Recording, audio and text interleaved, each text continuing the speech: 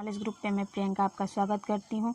और जैसा कि हमारा प्रोनाउन टॉपिक चल रहा है, तो प्रोनाउन में हम लोग personal pronoun, reflexive pronoun, demonstrative pronoun और रिलेटिव प्रोनाउन ख़त्म कर चुके हैं। आज जो हमारा 5वां है डिस्ट्रीब्यूटिव प्रोनाउन। तो चलिए आइए डिस्ट्रीब्यूटिव प्रोनाउन के बारे में जानते हैं कि क्या है डिस्ट्रीब्यूटिव प्रोनाउन और इसका प्रयोग कैसे किया जाता है।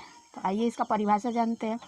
डिस्ट्रीब्यूटिव प्रोनाउन और इसका परिभाषा: जिस प्रोनाउन का प्रयोग दो या दो से अधिक व्यक्ति और वस्तुओं में से एक या एक का भी बोध कराने के लिए किया जाता है, उस प्रोनाउन को डिस्ट्रीब्यूटिव प्रोनाउन कहते हैं। जैसे इसमें क्या आता है, इसमें आता है each, either, neither, anyone, non. तो आइए जानते हैं इसका हिंदी अर्थ क्या होता है। ईच का मतलब होता है प्रत्येक में से दो या दोनों में से अधिकों में से अधिक या प्रत्येक होता है, ठीक है। आइदर का मतलब होता है दो में से कोई एक, नाइदर के दोनों में से कोई भी नहीं। एनीवन का मतलब होता है दोनों में से दो से अधिक या उसमें से एक, या नॉन का मतलब होता है दोनों में से एक भी नहीं। तो ये थे इनके हिंदी अर्थ। अब आइए इनके बारे में एग्जाम्पल सही समझते हैं। तो आइए देखते हैं कि either, each, either, neither, anyone, non से रिलेटेड एग्जाम्पल समझते हैं, ठीक है। तो आइए देखते हैं। तो इस नियम में हमारा नोट है। नोट क्या कहता है कि डिस्ट्रीब्यूटिव प्रोनाउन सदैव सिंगुलर होता है। तो आइए इसके एग्जाम्पल देखते हैं। एग्जाम्पल है each of the two boys are dancing.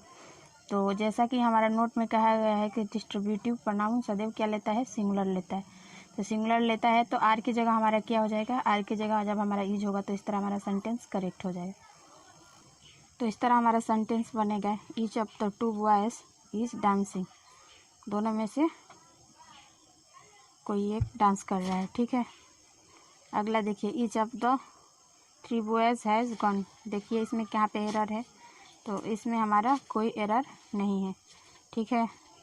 तो एकदम सेंटेंस हमारा करेक्ट है। तीसरा सेंटेंस देखिए। तीसरा सेंटेंस ये है कि either of the two girls goes to school, ठीक है। तो क्या इसमें कोई एरर है, तो बिल्कुल नहीं, ये भी हमारा सेंटेंस करेक्ट है। अगला देखिए neither of the two girls was there. क्या इस सेंटेंस में कोई इनकरेक्ट है, तो जी बिल्कुल इनकरेक्ट नहीं है। और जैसा कि सिंगुलर हमारा जो है ले रहा है, तो सिंगुलर में आ रहा है, तो इस तरह हमारा कोई भी सेंटेंस इसमें कोई एरर नहीं है। अगला एग्जांपल देखिए, जैसे any one of the five boys has done this. क्या इसमें कहीं पे एरर है, बिल्कुल एरर नहीं है।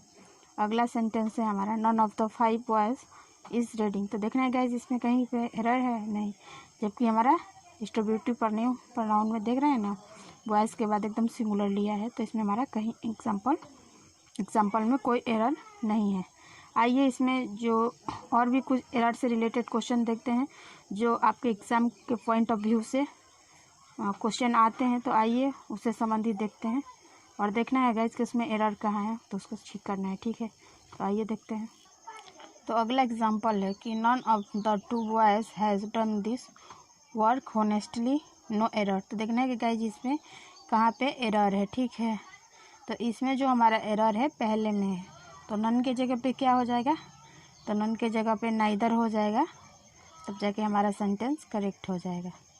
तो इस तरह हमारा सेंटेंस बनेगा neither of two boys has done this work honestly. अगला सेंटेंस देखिए।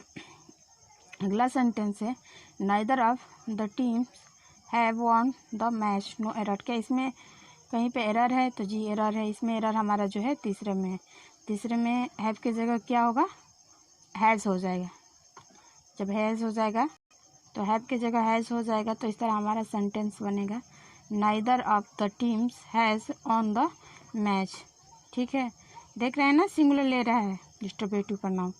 अगला सेंटेंस देखिए, any one of yours friend do not take properly. तो देखना है कि गाइज इसमें कहाँ पे एरर है। तो यहाँ पे जब हमारा सिंगुलर लेगा सेंटेंस, तो डू नॉट के जगह पे क्या हो जाएगा, डज नॉट। जब डज नॉट होगा तो डू के जगह डज लेगा, तो इस तरह हमारा सेंटेंस क्या बनेगा, any one of your friends does not take properly. तो इस तरह हमारा सेंटेंस करेक्ट हो जाएगा। आइए अगला देखते हैं नोट क्या है। अगला नोट ये है कि डिस्ट्रीब्यूटिव प्रोनाउन चूँकि सिंगुलर होता है अतः इसका पॉजेसिव एडजेक्टिव आवश्यकता अनुसार हिज हर इट्स होता है, ना कि देयर। तो आइए इसका एग्जांपल देखते हैं। जैसे दिया है neither of the two companies has opened their branch. तो देखना है कि इसमें कहाँ पे एरर है। तो जो हमारा इसमें एरर है देयर है, तो देयर की जगह पे क्या हो जाएगा, तो देयर के जगह पे हमारा इट्स हो जाएगा। तो इस तरह हमारा सेंटेंस बनेगा neither of the two companies has opened it's branch. तो ये थे एग्जाम्पल, और इसमें और भी एग्जाम्पल है। तो आइए देखते हैं गाइस। तो अगला हमारा एग्जाम्पल है neither of your two sisters has completed और ग्रेजुएशन। तो देखना है कि इसमें देख रहे हैं ना, इसमें हमारा जो है सिंगुलर ले रहा है तो हैज़ का यूज़ किया है। अगला सेंटेंस है each of the boys has done this work. तो ये भी सेंटेंस जो है हमारा कंप्लीट है, इसमें किसी प्रकार का एरर नहीं है। अगला सेंटेंस देखिए नोट है। तो नोट क्या कहता है, नोट हमारा ये कहता है कि नोन के साथ सिंगुलर वर्ब और सिंगुलर वर्ब दोनों लगाया गया हो। तो सॉरी गाइज, इसमें थोड़ी सी मिसिंग हो गई थी रूल लिखने में। तो आइए देखते हैं नोट क्या है। नोट ये है कि नॉन के साथ सिंगुलर वर्ब और प्लूरल वर्ब दोनों लगाया जा सकता है, लेकिन प्राथमिकता जो है सिंगुलर वर्ब को ही देना होता है। जैसे एग्जाम्पल है, एग्जाम्पल आपका है कि none of the three boys is dancing. क्या इसमें कोई एरर है? जी बिल्कुल, इसमें किसी प्रकार का कोई एरर नहीं है। तो इस तरह हमारा सेंटेंस करेक्ट है। ठीक है, दूसरा सेंटेंस देख लीजिए एग्जाम्पल कि none of the 5 students have done this work. इसमें भी किसी प्रकार का कोई एरर नहीं है। अगला देखिए तीसरा एग्जाम्पल कि none of the 2 boys are dancing. जी बिल्कुल, इसमें एरर है। कहाँ पे एरर है गाइस? तो इसमें एरर जो है दूसरे नंबर पे है। तो 2 के जगह 2 नहीं ना होगा। नॉन का मतलब क्या होता है, इसमें से कोई भी नहीं। ठीक है, तो 2 नहीं, तो 2 से अधिक संख्या होनी चाहिए। तो कहाँ क्या हो जाएगा, 2 के जगह 3 हो जाएगा। तो 2 की जगह जब हमारा 3 होगा तो 2 की जगह इसे 3 बनेगा। तो इस तरह हमारा सेंटेंस बनेगा कि none of the 3 boys are dancing. तो हमारा सेंटेंस करेक्ट हो जाएगा। तो इस तरह हमारा जो है, तो इस तरह हमारा डिस्ट्रीब्यूटिव प्रोनाउंस फिनिश होता है। अगला जो हम पढ़ेंगे इंडेफिनिट प्रोनाउन। तो आइए देखते हैं इंडेफिनिट प्रोनाउन के बारे में। तो आइए इंडेफिनिट प्रोनाउंस पे बात करते हैं। तो आइए इसका परिभाषा जान लेते हैं कि इंडेफिनिट प्रोनाउन का परिभाषा क्या होता है।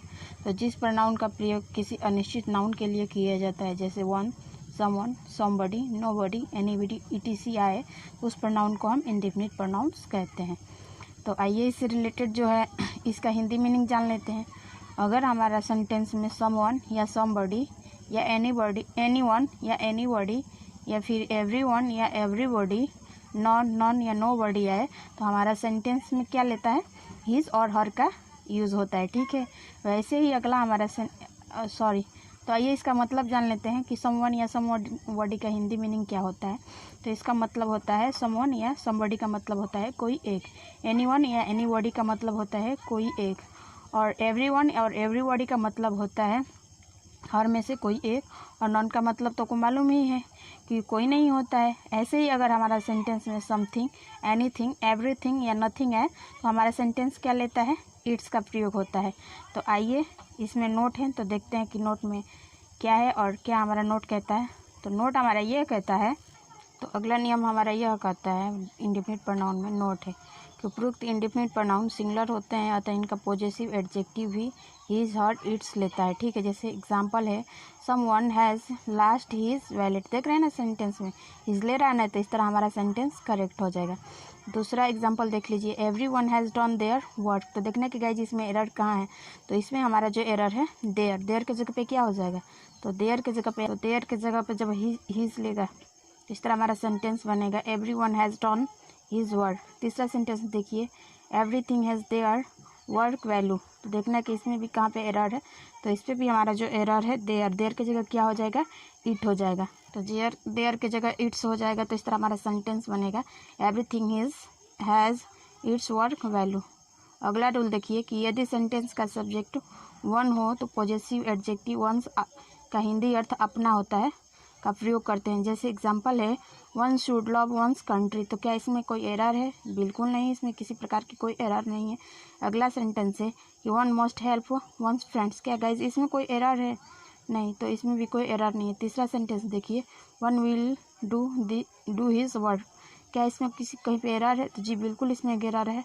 तो इसमें एरर है हमारा,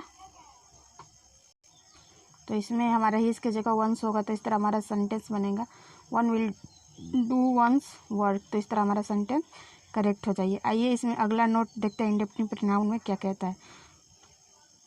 तो अगला इंडेफिनिट प्रोनाउन में हमारा नोट ये कहता है कि यदि सेंटेंस का सब्जेक्ट वन प्लस ऑफ या प्लूरल नाउन हो तो possessive adjective his her its लगाते हैं। जैसे एग्जांपल देख लीजिए, one of the boys had done one's work his, तो क्या ये सेंटेंस इसमें गलत है? तो जी बिल्कुल गलत है इसमें। तो क्या होगा यहाँ पे वंस की जगह क्या ले जाएगा? जब हिज ले लेगा तो इस तरह हमारा सेंटेंस बनेगा one of the boy has done his work, तो इस तरह हमारा सेंटेंस करेक्ट हो जाएगा। दूसरा सेंटेंस देखिए, one of the girls has left the box, तो क्या गाइस इसमें कहीं पे एरर है? तो जी नहीं, बिल्कुल कोई एरर नहीं है। तो इस तरह हमारा इंडेफिनिट प्रोनाउन भी फिनिश होता है। तो गाइस, तो आज का लेक्चर हम यहीं पे दी एंड करते हैं। अगर हमारी वीडियो पसंद आए तो लाइक शेयर और सब्सक्राइब ज़रूर करें। और इसी के साथ हम कहना चाहेंगे जय हिंद, जय भारत।